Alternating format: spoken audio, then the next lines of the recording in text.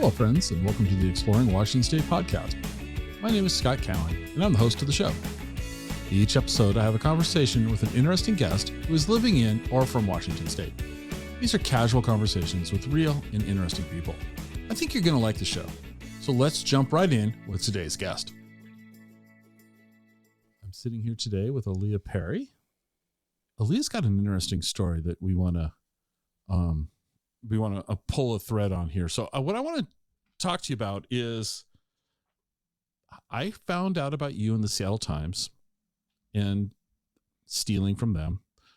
You planted a seed and all of a sudden you started a grocery store. So I think we got a lot to cover. So before you planted that seed, give me a little bit of background about you. What's your story before we get into Farm and Flourish? I don't know. I don't think I have too much of a story. Oh, come on. I grew up in Stilcombe. Okay. Stilcombe Lakewood. I went to school in local areas. Did you go to Stilcombe High School, or did you go to Lakes, or? Nope. I went to Harrison Prep. Harrison Prep. Okay. It's a public preparatory school. Cool. All right. So what? And then I did Running Start. You did Running Start. Okay. And did you go to college after that? I just did Pierce. You just went to Pierce? Okay. I went there for a while. Back when I went there, we called it high school with ashtrays because that's how long ago it was. I was Fort Stilcombe back then, so it was a long, long time ago. But okay. So the article starts off that you decided you were going to start gardening. What was why?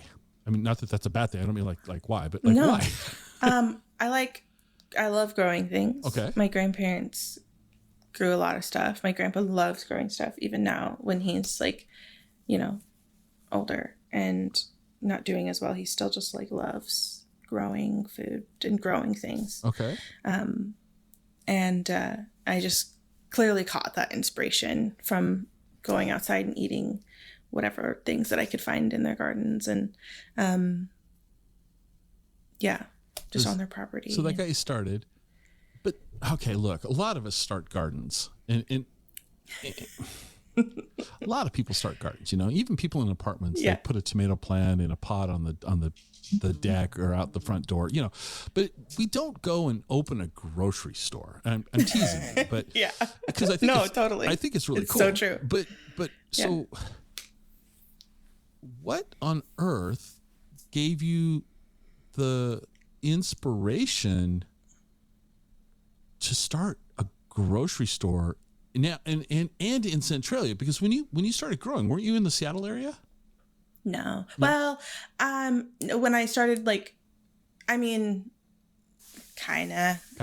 I've been growing all over the place, right?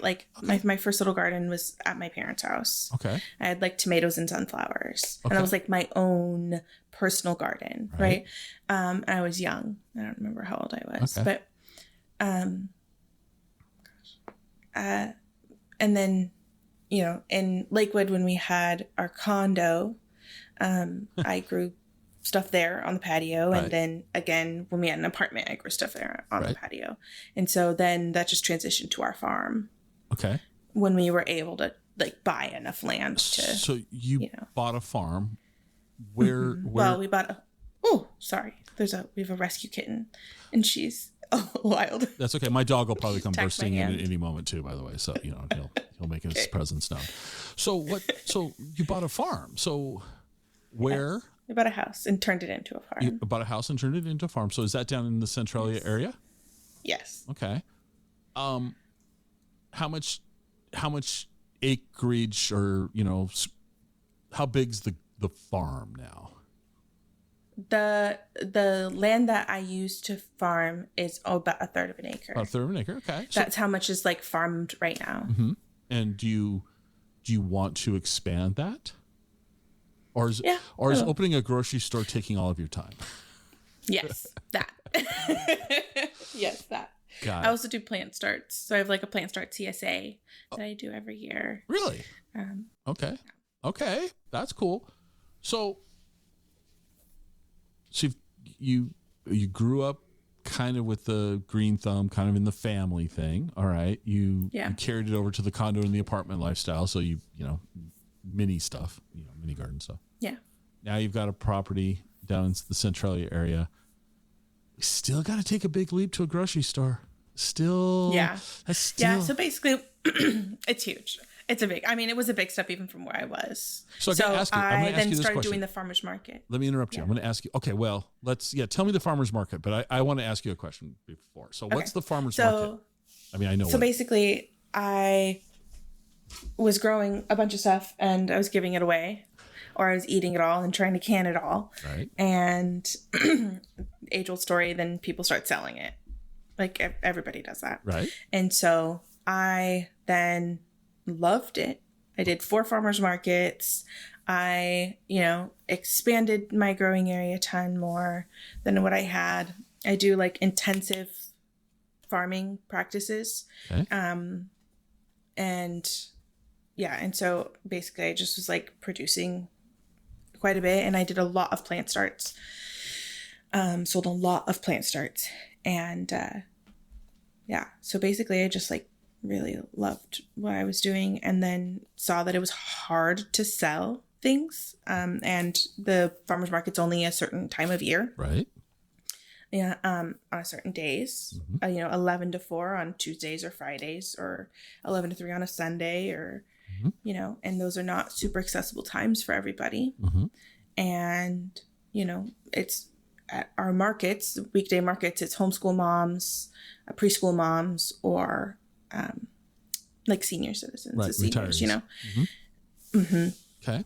And so that doesn't make for the best, foot traffic. And they still have fine foot traffic, and farmers markets are great and amazing. Mm-hmm. And I love them, and I'll never stop doing farmers markets. I love that, and it's my farm and not the store. Mm-hmm. Mm-hmm. And so, but you come to the realization when you do it, even for a little bit, that like, this is not the most sustainable thing. And there are other ways. And for some reason, I'm really good at like finding a hole in a system and just like plugging it. Okay. All right. So now I got to ask my question. Yeah. I kind of want you to go back to, I'm teasing you, so don't take this. This is meant to be humorous. I like Whose idea was it to open a grocery store? Yours? Mine. So how did you pitch it? How'd you pitch it that first time? You're thinking about it like, I think I want a grocery store. We could do this. That could get better, more accessible to people. It's open better hours for more people. I can see your logic. But how'd you pitch it to your husband to get him on board? Well, I didn't pitch it to my husband first. Oh. I pitched it to my friend Devin. Okay. And we were at the farmer's market, and it was slow. Uh-huh. And I was like, so I have this idea, right, where we were all together in one space, but but like in a more traditional grocery store setting. Right.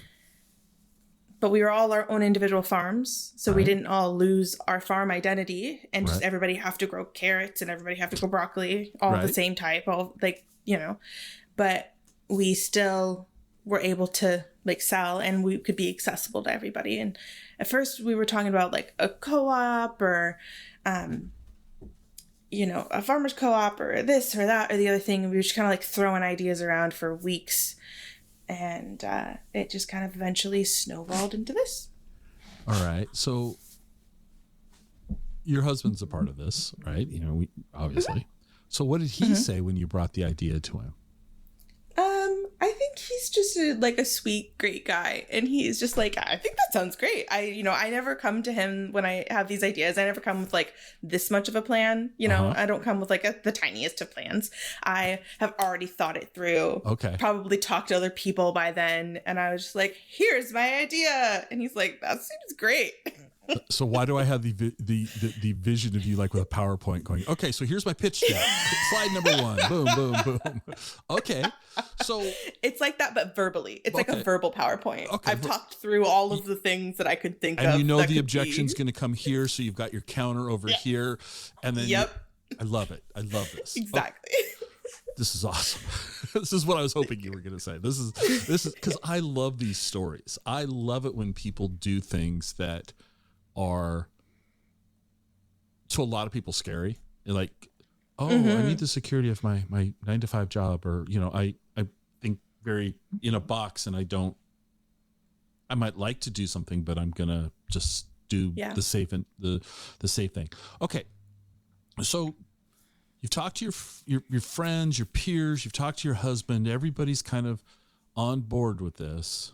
Mm-hmm. It's still, I mean, not everybody's on board. Well, yeah, but you got enough that you want to move forward. Like, okay, but now it's still just an idea, right? You don't have a space. You got to take that big step. Now, like I told you before we hit record, your space is an old coffee roaster that not many years ago, about 2015, I wrote a series of posts, 100 cups of coffee in 100 days in Washington State. I visited 100 coffee shops over 100 days. And, well, that's not true. I wrote an article for every day for 100 days.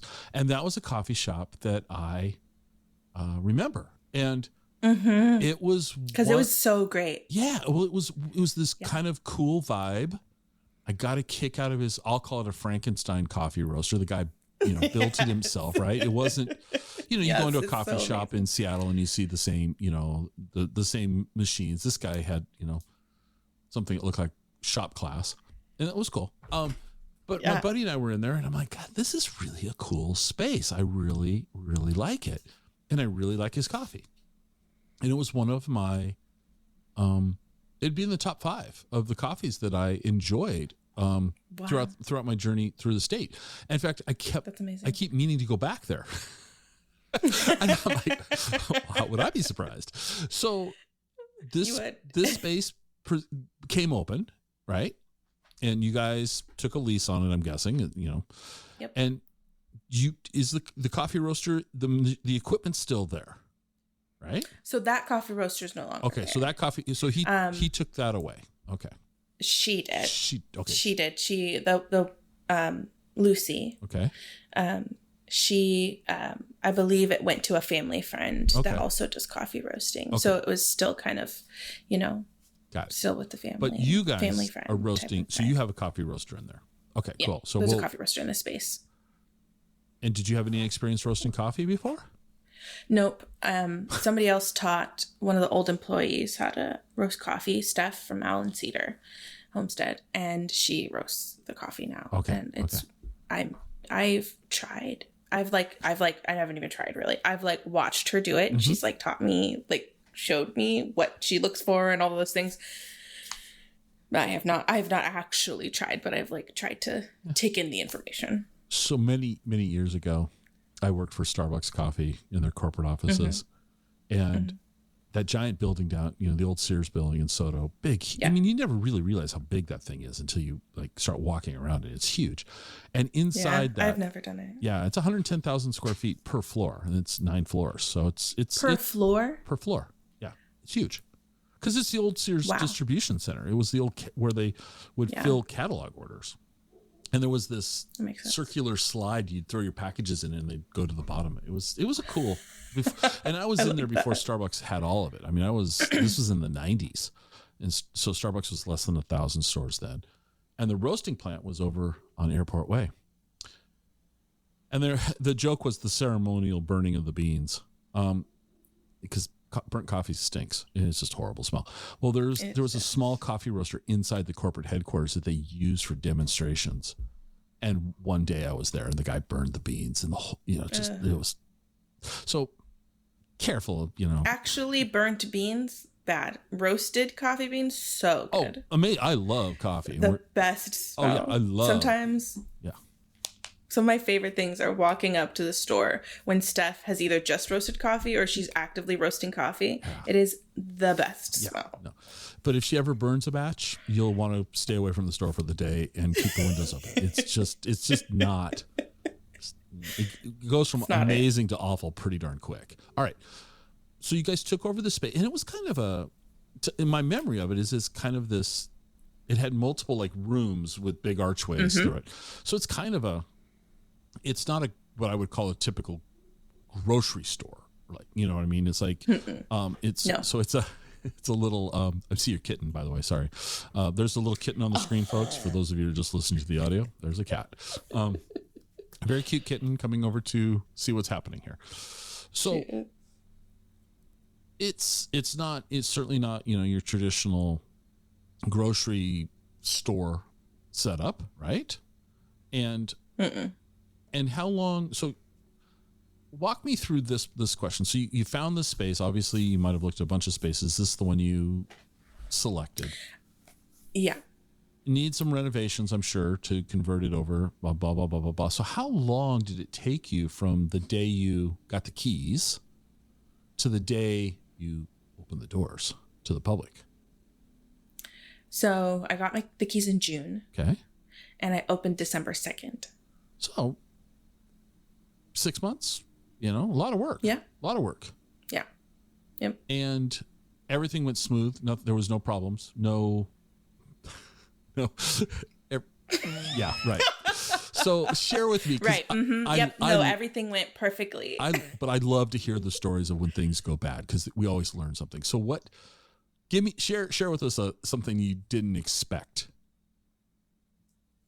This is something I should have expected, but I didn't, because I had multiple friends tell me, and I kind of knew, but there was a wall, the brick wall that has been painted, that was painted crazy colors multiple different times. And I'm stripping the brick to restore it back to original. I know.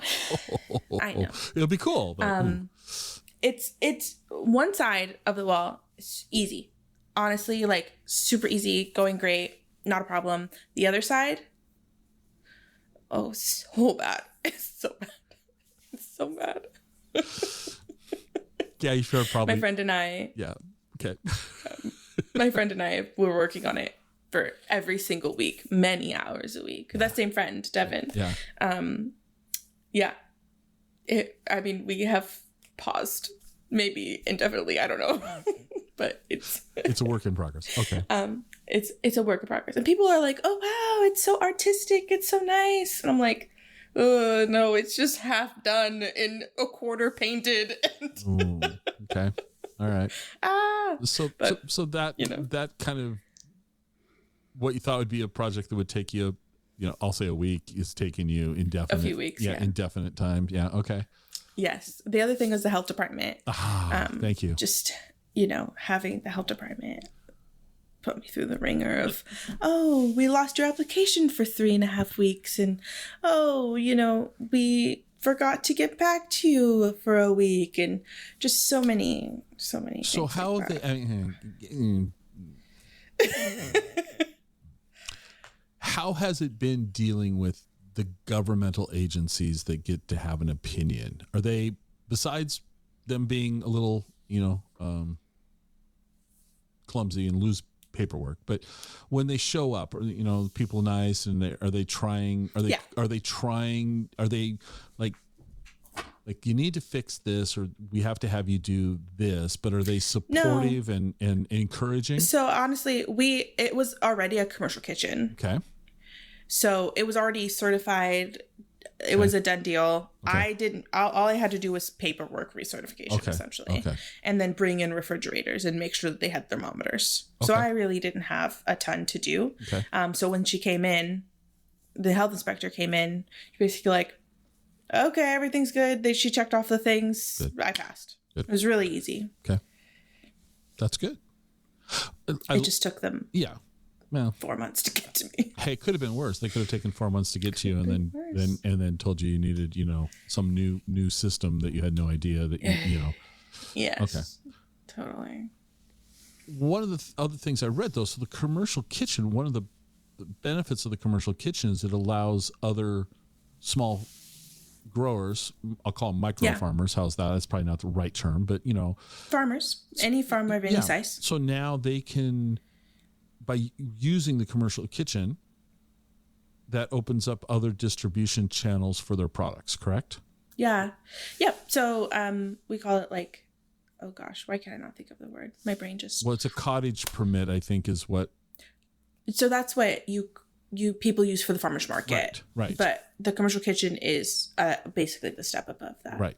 Value added products is what I was trying to say. Okay. So basically if I were to grow blueberries, I do grow blueberries, but if I were to grow enough blueberries, I could then take those blueberries and use them, make jam. That'd be called a value added product. You're adding value to the things that you're growing. Okay. So therefore you can sell it for a higher price, and that's a lot of what makes farmers money is value added products. Right. Not the blueberries themselves, but blueberry jam or apples. I mean, blueberries are so good. Oh yeah, they're awesome, and they sell for a good price. yeah, but still, I mean, you can. Yeah. Okay. You can, yes, for sure. So value added products. What do you currently, like, if I walked into the store tomorrow, what would I see? What products are you carrying? A lot, I think. Obviously squashes and garlic and shallots and potatoes and all of those things that you would normally do. But we've got popcorn, we've got granola, trail mix, applesauce, dry beans,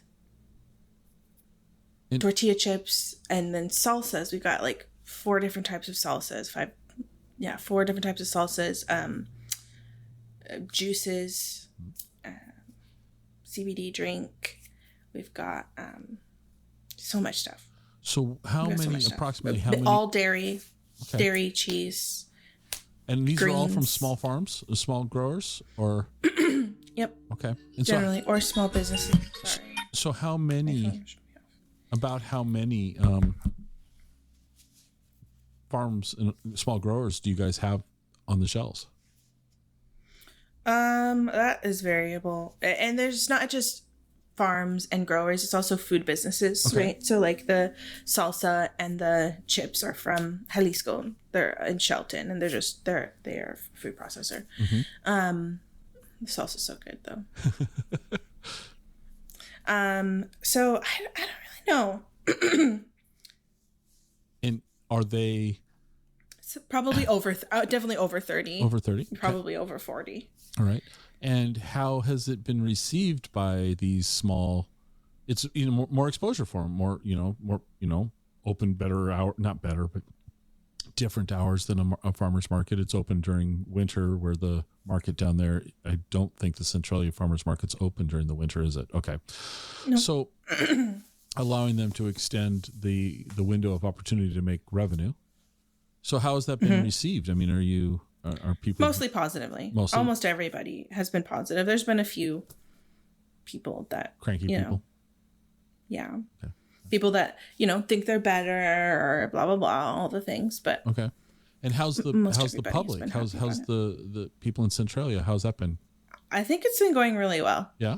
Yeah. I have been kind of blown away with the amount of people that have come into the store. I really thought it was going to be so slow and so hard, but it has honestly been much, much, much better than That's awesome. I could have kind of hoped for. That's awesome.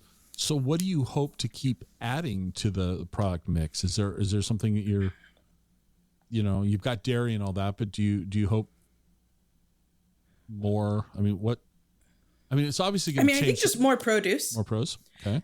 More produce, I think, is, just something that's going to happen as the season continues. Sure. Right. And then just expanding into more other products. Like we have salt. We've got, actually locally made salt from San Juan Island. It's from San Juan. Yeah. They've been on the show before. That's a cool thing they're doing up there. Yeah. I love it. The Madronas smoked salt is literally, I could have it constantly. So I see you just opened a grocery store for yourself is really what you did. Yes. Okay. Absolutely. The trail mix. Yeah. Oh, yes. The hummus. Oh my goodness. So where's the hummus coming from? That is from Olympia, from Yola. Okay. Olympia. Okay. So you've got stuff from the San Juans, Shelton, Olympia. What other communities can you rattle off for us? Oh gosh, all over the place. Most of our produce is from Lewis County. Okay. Almost all of it. If you consider Rochester Lewis County, then all of it. on a bad day, on a good day, I don't know. It's right. It's exactly. Yeah. Okay. That's controversial. What I said was controversial. Right. I know. But I'm joking around. No, I know, but yeah, but it is. It's weird. A couple. Yeah, it's like we're very close. We're very close. A couple of Centralia addresses are actually in Thurston County. They say Centralia, but it's Thurston. It's just it's very strange. It's a little blurry up there. Okay. It's all over the place.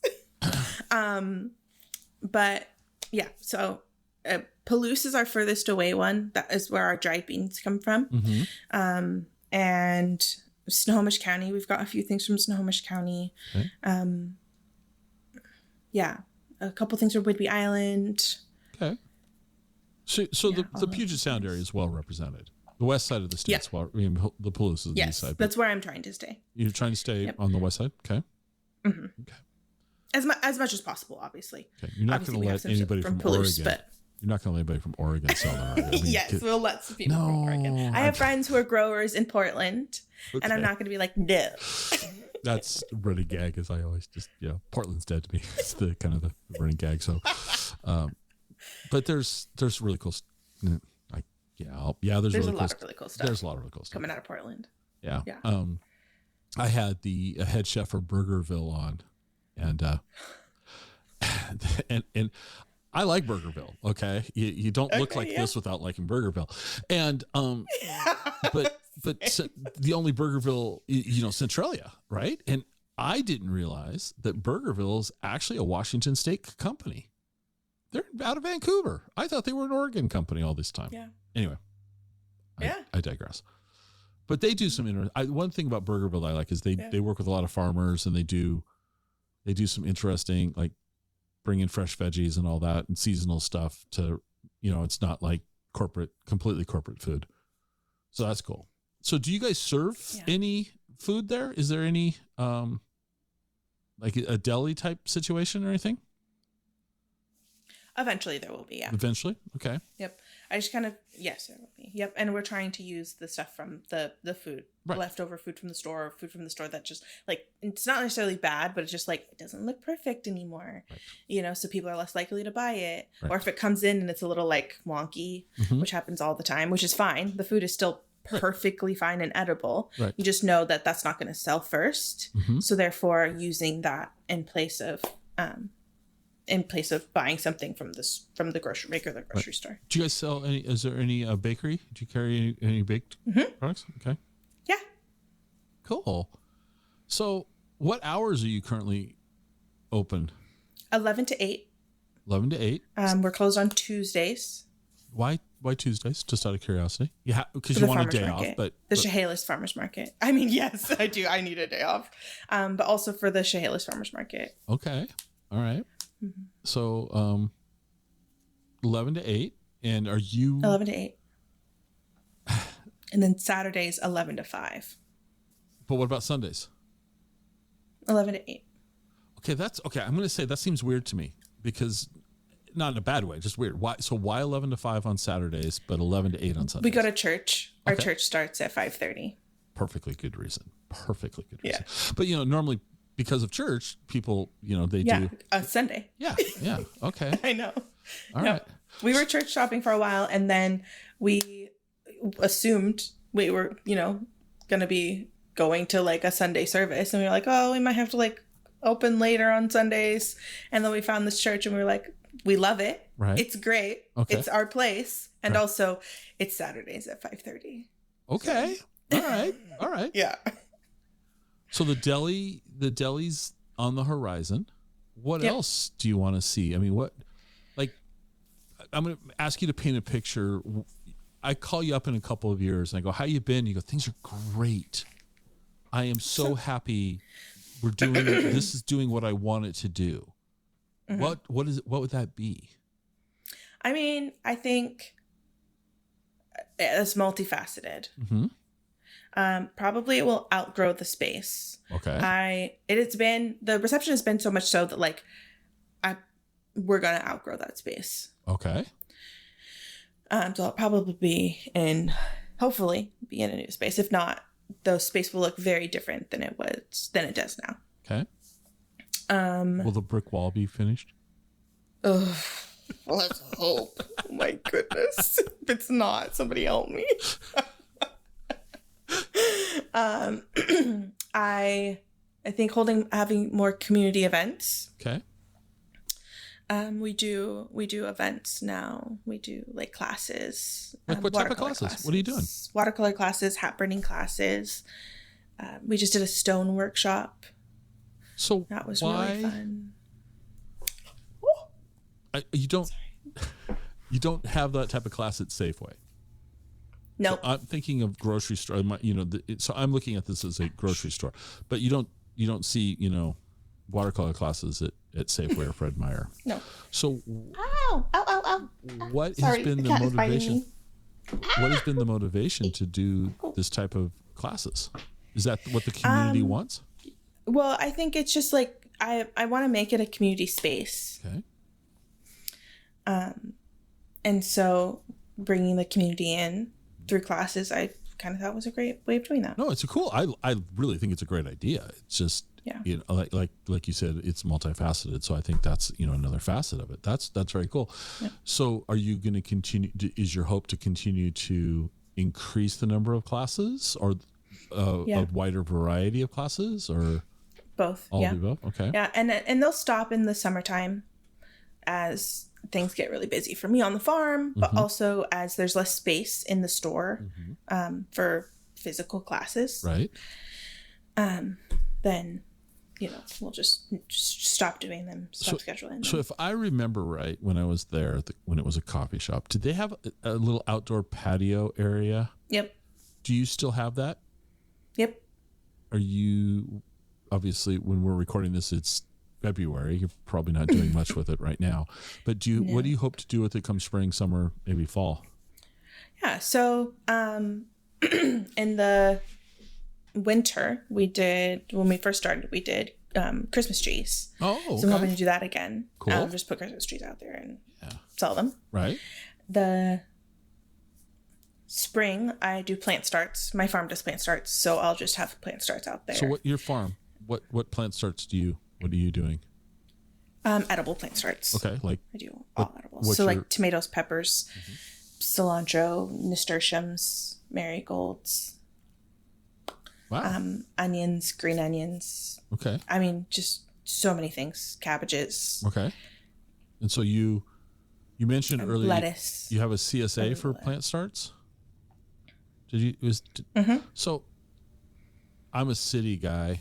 My idea of outdoors is walking like from my car to the mailbox type thing, But when I think of CSAs, I think of like veggie and boxes of produce, not starts. Yeah. CSAs are such a diverse thing. Mm-hmm. Yeah. CSAs are such a diverse, you can have so many different CSAs. You can even have a seed CSAs, where you just buy, I think it's adaptive seeds. Interesting. I could be wrong on that. It's adaptive seeds or maybe Deep Harvest. One of our local seed companies. Okay. They have a seed CSA. Okay. And so you buy in, right? A CSA is you buy in to a farm's products and you get it either in certain intervals or all at the same time, but you buy it early when we need the money, right? Because we have to put up a lot of upfront investment right now when not a lot is growing versus, in July when we've got so many things happening and we've already invested a bunch of money. Right. And so you generally will get a good discount on that. Walk me through your CSA. When would if I wanted to participate in it, when are you doing that outreach to get new people involved?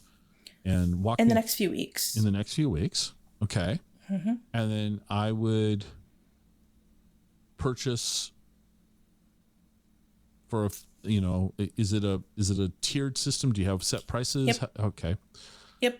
Okay. Yeah. So the biggest one, I think you can get multiple, but 25 plant starts. Okay. And you either get a 6-pack or 25 6-packs or 25 3-inchers or 25 4-inchers. Okay. So let's say I get 25 6-packs. Do I get to choose, or is it what Yes. you? Okay, it is. Okay. Yeah, I have a list of things that I'm growing, Gotcha. and you can tell me what you want. Okay, so I could say because I'm gonna have,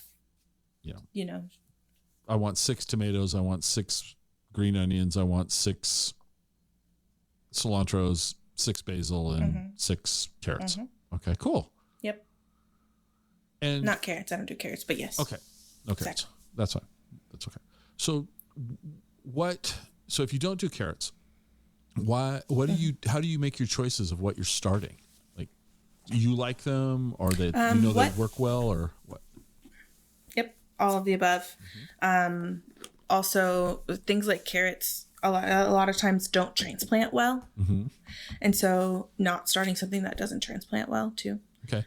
So like, what tomatoes are you going to do this year? Do you know? I mean, a lot of them. I did 80 different varieties one year. What? For myself. Yeah. Obsessive? Yes. Obsessive? A lot, yes. Okay. So for the Plant Start CSA, right. I generally have people pick just a few. They get a curated list right. of what I'm going to be growing.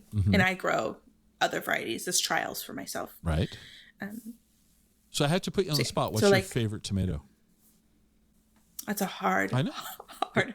You're on the spot. You got I'll give you like my top 3. All right, top 3. My top 3. The Paul Robeson. It's a slicer tomato. It's a dark slicer tomato. It's incredible. The story behind it's really great. The other one is a newer one for me. It is, Prairie Fire. Prairie Fire. It is so tasty. Okay. It has like a super high Brix level. It has a super high Brix level, which means it's high sugar content. Right. It's like a paste tomato, though. Okay. But it's a really small paste tomato. Okay. And then the third one, that's hard. Well, you can have your top 2. Probably like a good San Marzano or, something classic like that. We're going to stick with tomatoes. What's an overrated tomato? Love it. Oh, gosh. What do you think's overrated? Like the early girl. Really? But it's early girl, yeah. But the benefit of it is it's what, like 60 days and it's producing. So we're all like some okay tasting tomatoes. Yeah, but we're all impatient. There are other varieties. We don't want to waste 62 days. We want a tomato in 60 days.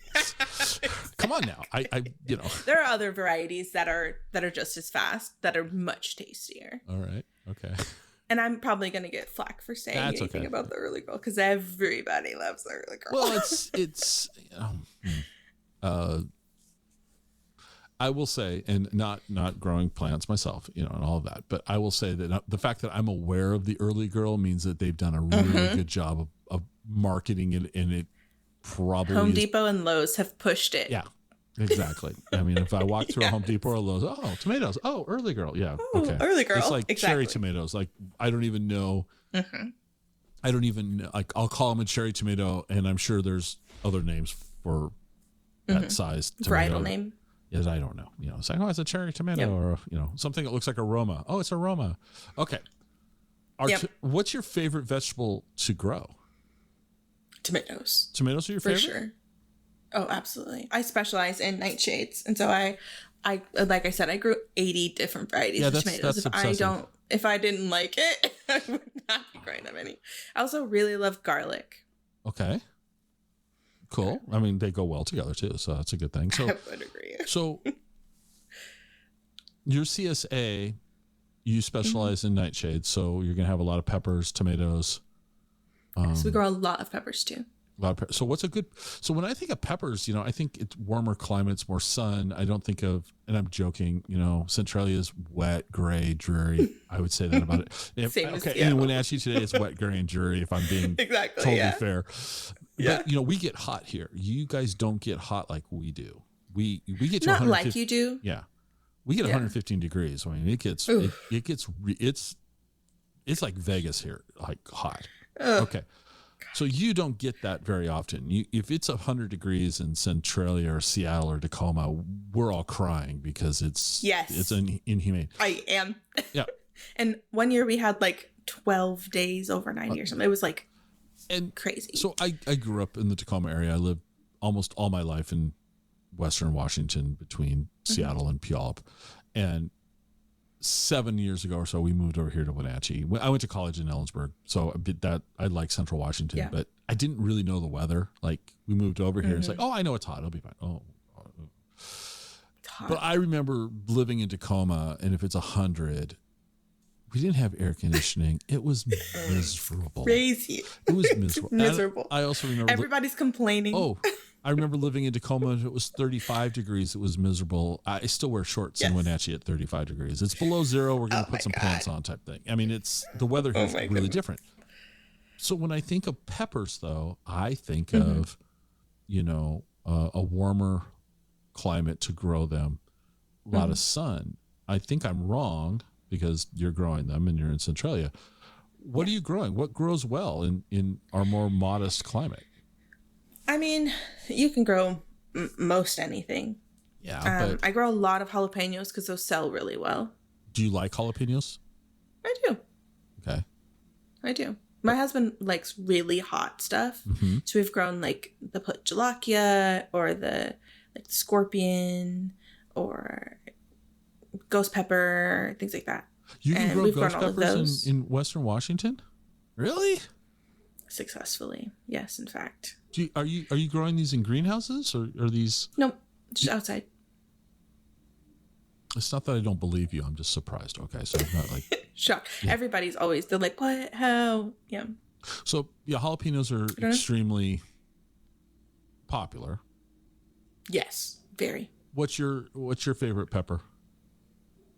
My favorite pepper? Yeah. What do you go for? Either like a Tabasco or a Jimmy Nardello. Or any snacking pepper. Any snacking pepper is so good. Anything I could just like. Really? Okay. Okay. Yeah. But you're not a fan of the habaneros, the ghost peppers, and the crazy stuff? No, I like to not be in pain. And I get a kick out. My son loves that. Yeah.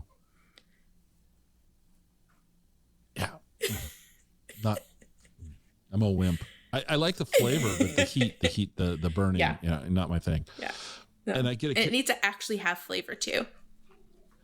Right. So a good friend of mine started in the farmers markets a spice rub business, and he what's it called? It was called Belly Rub. He passed away a few years ago, and I just remember I was kind of helping him with the marketing and getting him over here into Eastern Washington type things like that. And there's a meat butcher shop up in Montlake Terrace called Double D Meats, and he was selling like 10 cases a week there. I mean, it was flying off the shelves. I mean, it was dang. So have you been to Double D Meats? I've heard of it. I think I've been there. I'm sure. It's a cool shop, but they have like rows of hot sauce and rows of spice rubs, right? And the hot sauces are like advertised like gasoline in the sense like, this will kill you. Try it. It won't taste good, but it'll kill you. Try it. And I was just amazed at the volume of hot sauces that people are selling. Just Do you guys sell hot sauce at the grocery store? A lot of them. Not yet. I'm looking for a good one. I'm probably just going to wholesale it from somebody. Right. From the Olympia Farmers Market. But I'm looking for something else too. What else? I don't know. I don't know. I haven't found it. When I find it, I'll know. Hot sauces, I mean, there's a crowd that will appreciate them, especially if they're local type thing. Yeah. Same with like spices and all that stuff. There's a niche. Yeah, that's another thing. Spice blends that I really need to get onto. Yeah, I was shocked at how well received his spice rub was received by the marketplace. People like to eat good, tasty food. Yeah, and it was a anyway, we could go way down a rabbit hole on that one. We won't. Okay, so you've got your farm. You do plant start CSAs. You got a store. You're teaching classes in the store. You got a coffee roaster in the store. what do you do in your free time? Because you doesn't sound like you're doing a lot. So, honestly, I'm kind of lazy. I know. Well, like when we schedule this, you're like, I can do it any day. I'm wide open. No, I'm just kidding. No. What? You also have an event planning business, though. Yeah, the Southwestern Fantasy Events. And how did you get started doing that? My friend Christy kind of roped me into it. Okay. But also that we work so well together. Mm-hmm. But I just kind of like, yeah. I mean, I love it, right? Like, and how long have you been doing this? It's a year. A year. Okay. A year. And a little over a year now. A little over the year. And how many events are you putting on? So we've done 2 so far. Okay.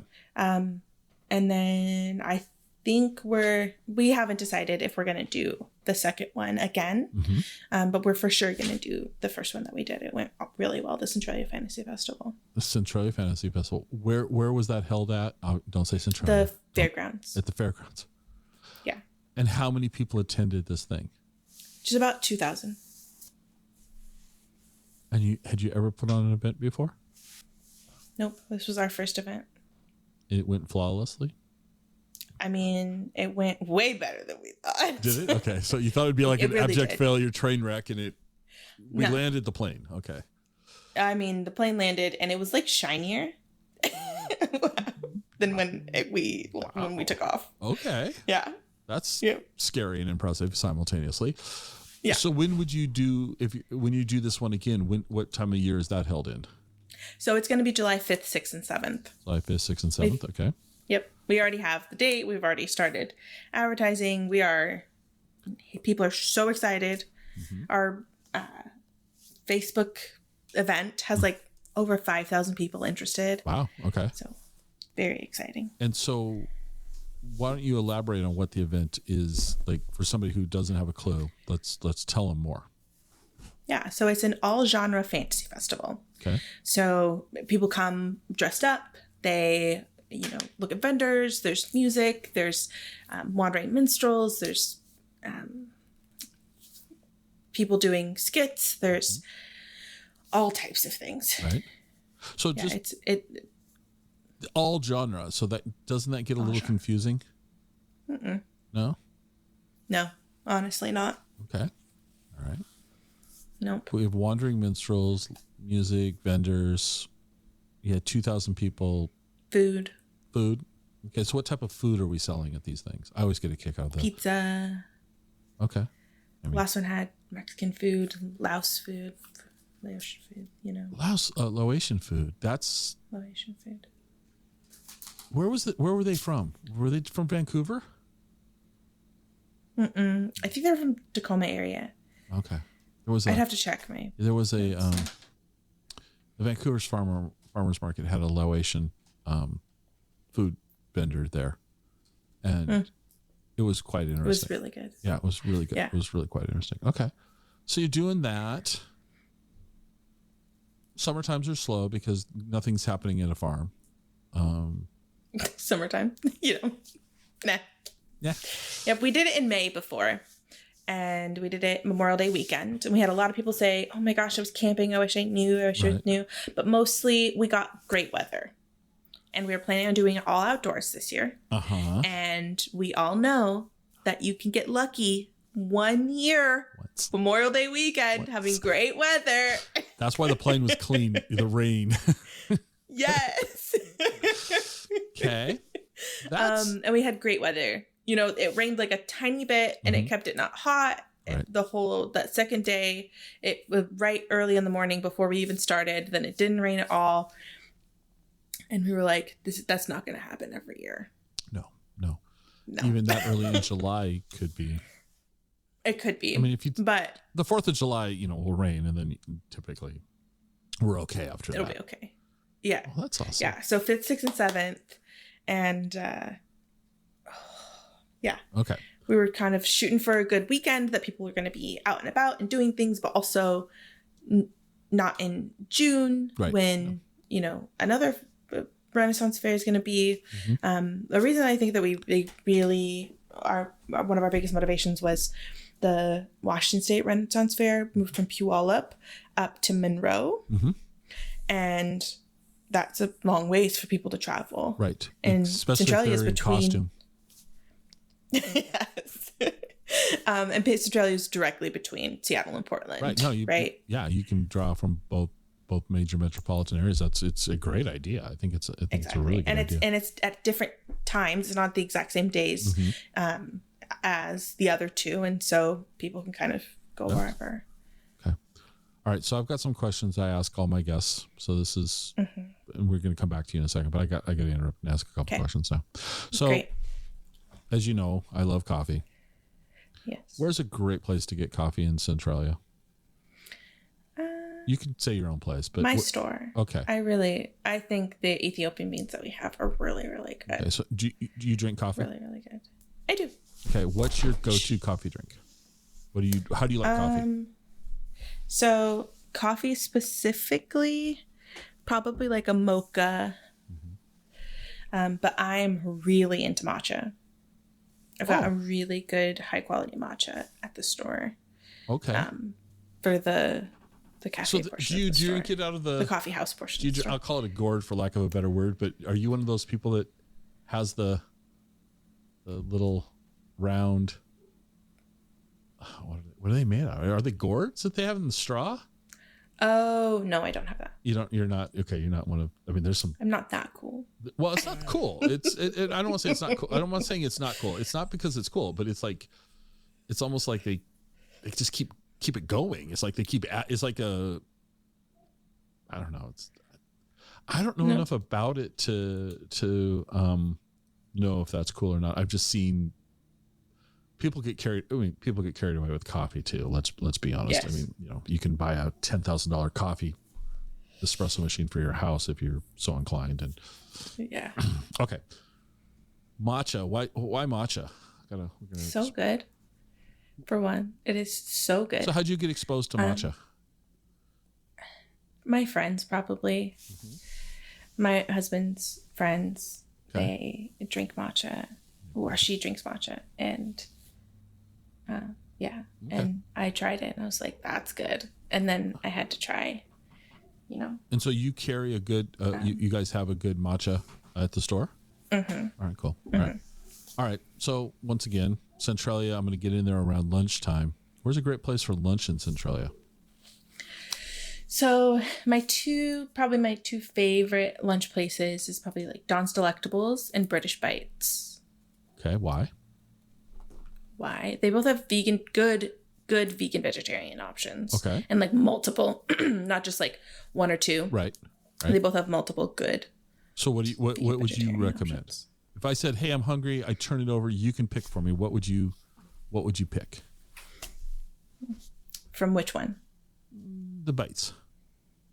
British Bites? Yeah, British Bites.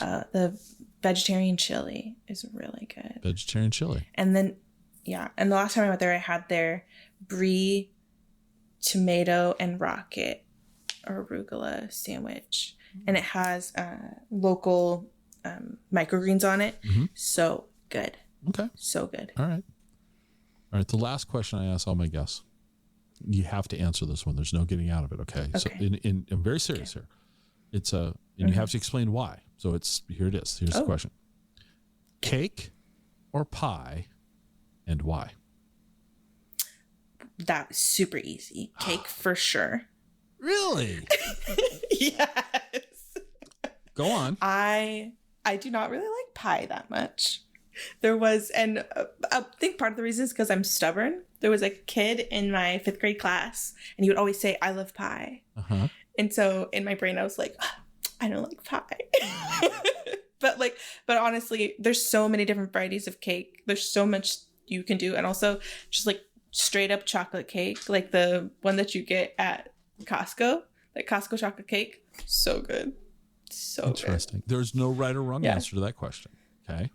The reason I gave you kind of a startled look is that pie has been running away with it.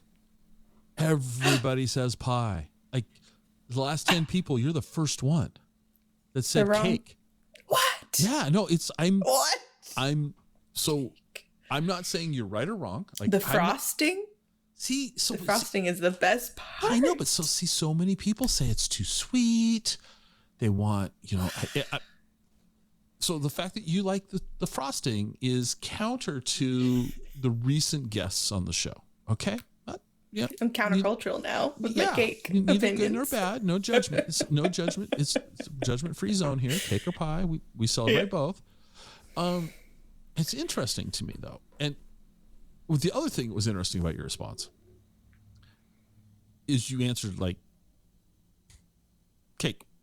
It's easy. Not. Oh yeah. No. Super. Did you see a bubble with a thumbs up on the screen? Yes. Yep. Are you doing that? I'm not. I am not at all. It's happened multiple times. I don't know. Are you messing with me? I'm not. I honestly wouldn't even know how to do it. I'm on a Mac, and I know that there is, there's some. I mean, I can go up here. No one can see this, but you and I. So just for fun, reactions, and I can do things like this. Yeah. Okay, and so there's the thumbs up. All I did was snap my fingers, and it huh. I warned you we go off the rails frequently on the show. Love it. Okay, so to recap, we're going to recap some things here. You've got a farm, you've got a plant start CSA. You sell it for farmers markets still, right? Is it 4? Are you doing? No, down not to anymore. I stopped doing 4. And so how many do you do? How many are you going to do this year? This year I'll probably just do 1 or 2. Just 1 or 2. Okay, so let's just say 1, and not very often. And not very often. Okay. And you've got the grocery store, you've got the events business, you've got a young kitten to take care of. I've got 13 pets. 13 pets. 13. So the numbers that I want the audience to focus on in this episode is 80 types of tomatoes and 13 pets. All right, folks? That's your takeaways. 80 and 13. 80 and 13. Okay, so 13 pets. Yeah. Let's tell us what what are they? So and if you say fish, it's not fair. I mean, can't. No, the fish don't count. Okay. The fish don't count. All right. We've got 7 ducks. 7 ducks. We've got this rescue kitten. Mm-hmm. She is soon to be adoptable. Okay. We've got 2 cats of our own. We've got a dog. We've got 2 turtles. Okay. And we had a snake. He just passed away though. That's a lot. That's a lot. Mm-hmm. All right. So 80, 13, the CSA, the grocery store, the farmers markets, the events. Oof. Sorry. What didn't we talk about that we should have? What did we overlook? I feel like maybe we overlooked something. I don't know. I've got to ask. What didn't I ask you that I should have asked you? I can't think of anything. Okay. I don't know if I elaborated fully on my vision for the store. No, you didn't. I think that's okay. Let's unpack that for a couple minutes. Tell me, what is your vision for the store? What do you? Because I kind of started off asking you what that was going to be, and then we got sidetracked. So, what's the vision? I think just a big view is just expanding even more. Mm-hmm. To a bigger space, hopefully, or I don't really know. Just kind of definitely expansion, hopefully doing more coffee stuff. I really kind of like that. I've been liking it. Events, I really like the events. Mm-hmm. Hopefully getting more farms involved, right, and getting more food businesses wanting to sell in the store. Okay, is another thing. Good. So let's wrap up with this. Where can people find out about all this stuff? Where like if I'm a food grower, or I'm interested in maybe teaching a class, or I'm interested in finding and coming in and shopping, where can we find you? Where can people find you, both physical location address and online? Where do you want people to look? Yeah, so our address is 202 South Tower Avenue in Centralia, Washington. And on our biggest platforms are Facebook and Instagram. Those are pretty much the only ones I use. Mm-hmm. And it's Farm and Flourish or Farm and Flourish. Mm-hmm. Generally, we have like a plus sign, so Farm plus Flourish, but Farm and Flourish is okay. You'll find us. Here's Google. a glaringly obvious question that I didn't ask. How'd you come up with the name? My husband came up with it. Your husband came up. Okay. My husband came up with it. The previous place was called Flourish Cafe, and also my husband mostly my husband kept saying Nature Nurture Pharmacy, Nature Nurture, when he was talking about the business before we had named it. And I don't know why he was doing that. It's another local food, local business. They're naturopath. Okay. We work together a little bit. Really love it. It's a great space. They work with local farmers as well. Okay. And he just kept saying it over and over again. And I'm like, it's not Nature Nurture. Like, our business is not going to be called Nature Nurture. It's already a business that's established. They might not like us. Right. No, they would not like it if we did that. No. And I was like, well, maybe there's a reason for that. And one of their tagline has flourish in it. I knew I wanted to have something with farm in it. And so when he said that, I was like, oh, that's perfect. Gotcha. All right. And can you stop calling it Nature Nurture Pharmacy now? And does he? Has he stopped? Yes, of course. Okay. All right, cool. Well, you know, this is really cool that you're doing all these things. I love one of the things that's fun for me about doing this is I get to talk to people. I don't know if our paths would have ever, I might have come in looking for the coffee roaster. Like, what happened here? It was 10 years ago.